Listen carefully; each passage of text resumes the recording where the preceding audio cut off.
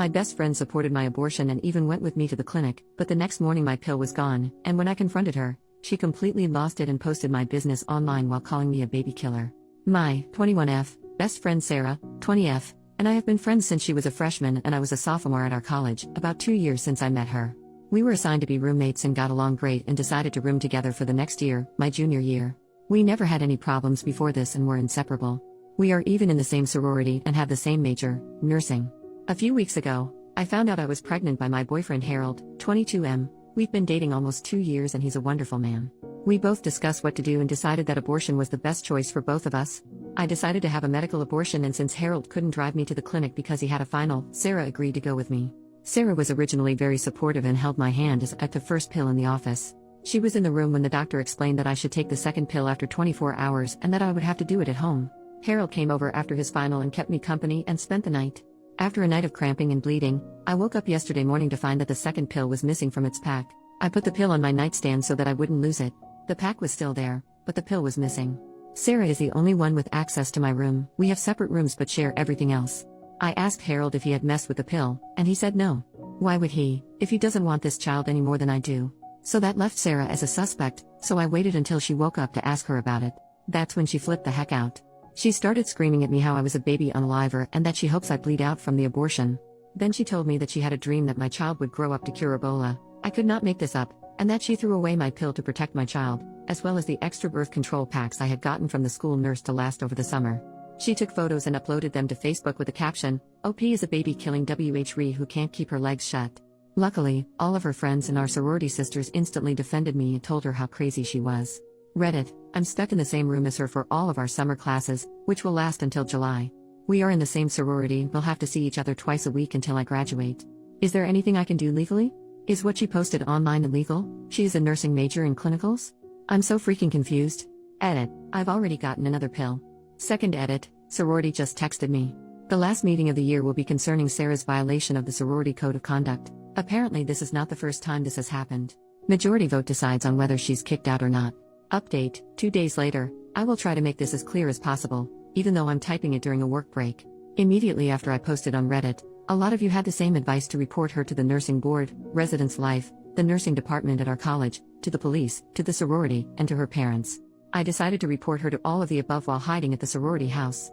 Early yesterday morning was when Sarah made her Facebook post about me, and it took only until after lunch for my sorority sisters to start texting me like crazy. This was not the first time that Sarah had shamed another sorority sister for having an abortion, and that particular woman, we will call her Emily, was one of the highest ranking members. Emily was the one who called the meeting to have Sarah kicked out for breach of the code of conduct, treat all your sisters kindly, support one another, no gossiping, etc.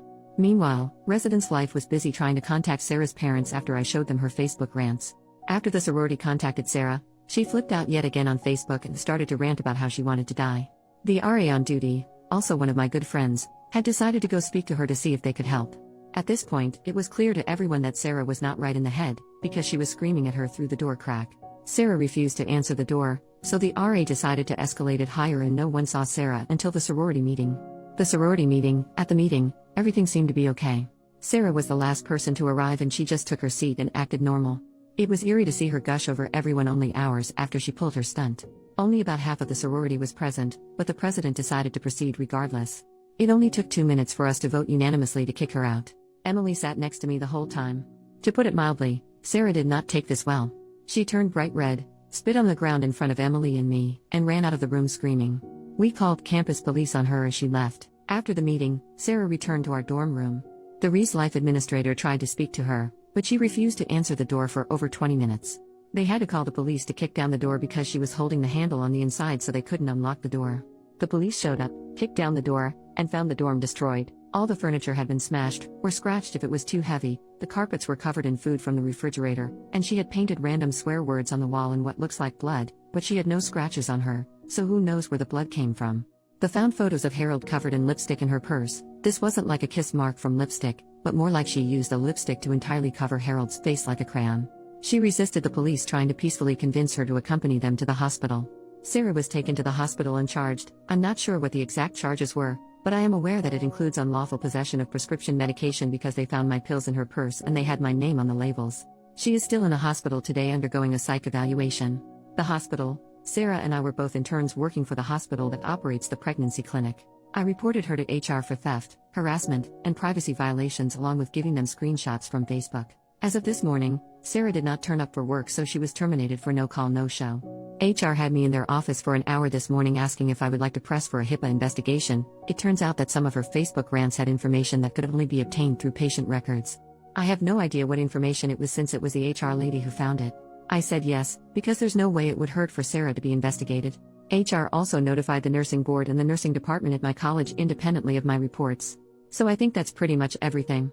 Sarah has been arrested and charged, kicked from the sorority, fired from her job, kicked out of the dorms, and numerous reports were made to the proper authorities. I still care for Sarah with all of my heart, because I realize that she is severely mentally ill. I will always blame her for what she did to me, but I know that it wasn't the best friend that I knew for all those years. It was a different person who did that to me. I am feeling physically fine after all of this. Harold and I are talking about getting an apartment off campus together. If that doesn't work out, I will stay in the sorority house. Sarah's parents have promised to pay me back for the abortion costs, $400, because they know I didn't do anything wrong. I'm grateful that I have their support. Edit. A lot of you think that I was too extreme, but there was nothing I could have done to make her get help. I miss my best friend more than any of you critics could ever realize. Don't judge me for doing what was best for everyone involved, including myself. Her right to sympathy ended when she deliberately chose to steal from me, slander my name, destroy my laptop and possessions, and when she refused help from everyone who tried to help.